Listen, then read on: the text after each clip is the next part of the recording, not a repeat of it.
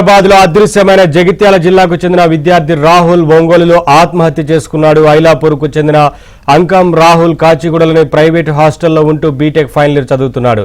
గత నెల 27న కాలేజీ దగ్గర రాహుల్ ను ర్యాగింగ్ చేశారు. అదే రోజు నుంచి రాహుల్ కనిపించడం లేదని ఫిర్యాదు అందింది. చివరిసారిగా కాచిగూడ రైల్వే స్టేషన్ దగ్గర సీసీటీవీ కెమెరాలో రాహుల్ కనిపించాడు.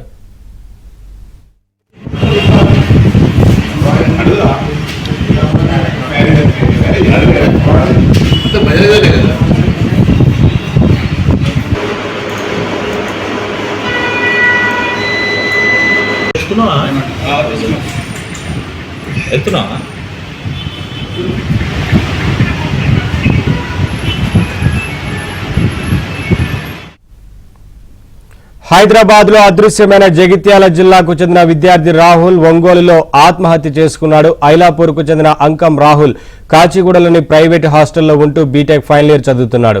గత నెల 27న కాలేజీ దగ్గర రాహుల్ ను ర్యాగింగ్ చేశారు. అదే రోజు నుంచి రాహుల్ కనిపించడం లేదని ఫిర్యాదు అందింది.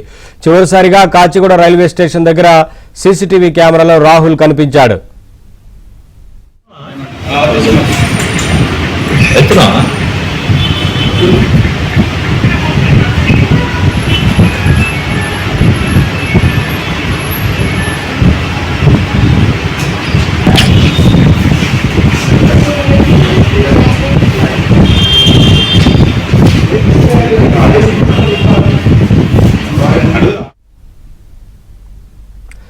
హైదరాబాద్ లో అదృశ్యమైన జగిత్యాల జిల్లాకు చెందిన విద్యార్థి రాహుల్ ఒంగోలులో ఆత్మహత్య చేసుకున్నాడు. ఐలాపూర్ కు చెందిన అంకం రాహుల్ కాచిగూడలోని ప్రైవేట్ హాస్టల్లో ఉంటూ బీటెక్ ఫైనల్ ఇయర్ చదువుతున్నాడు. అప్డేట్స్ మా కరెస్పాండెంట్ శశి అందిస్తారు. శశి, ఈ మిస్సింగ్ కేసుకు సంబంధించి ప్రస్తుతం రాహుల్ ఆత్మహత్య చేసుకున్నట్లు తెలుస్తా ఉంది కదా, అప్డేట్స్ ఏంటి? పోలీసులు ఏం చెప్తున్నారు? కాచిగూడ నుండి మిస్ అయిన బీటెక్ విద్యార్థిని రాహుల్ కథ విషాదంగా ముగుతుంది. ఆయన ఆత్మహత్య చేసుకున్నట్టుగా పోలీసులకు ఇప్పటికే సమాచారం అందింది. ఒంగోలులోని సింగరాయకొండ వద్ద బావిలో దూకి ఆత్మహత్య చేసుకున్నట్టుగా పోలీసులకు సమాచారం అందడంతో ఇదే విషయాన్ని ఇప్పటికే తల్లిదండ్రులకు కూడా సమాచారం ఇవ్వడం జరిగింది. ప్రధానంగా జగిత్యాల జిల్లా కోరుట్ల మండలానికి సంబంధించినటువంటి రాహుల్ హైదరాబాద్ లో బీటెక్ చదువుతూ ఉన్నాడు. ఇక్కడ ఒక ఇంజనీరింగ్ కాలేజ్ లో బీటెక్ చదువుతూ ఉన్నాడు. మరోవైపు కాచిగూడలోనే ఒక హాస్టల్లో ఉంటూ ఉన్నాడు. అక్కడ నుంచి కాలేజీకి రాకపోకలు కొనసాగిస్తూ ఉన్నాడు.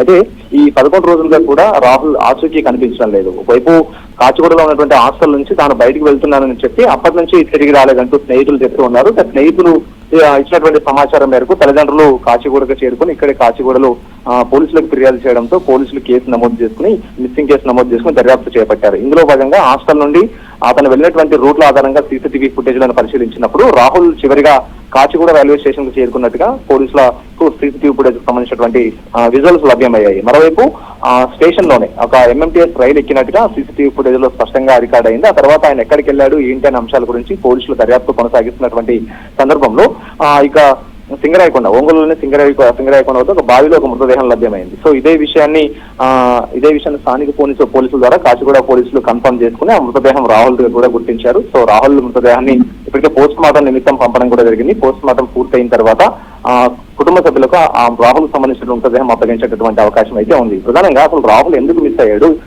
రాహుల్ హాస్టల్ నుంచి వెళ్లిపోవడానికి గల కారణాలు ఏంటి అనే అంశాల గురించి పోలీసులు కొంత వివరాలను కూడా సేకరించారు.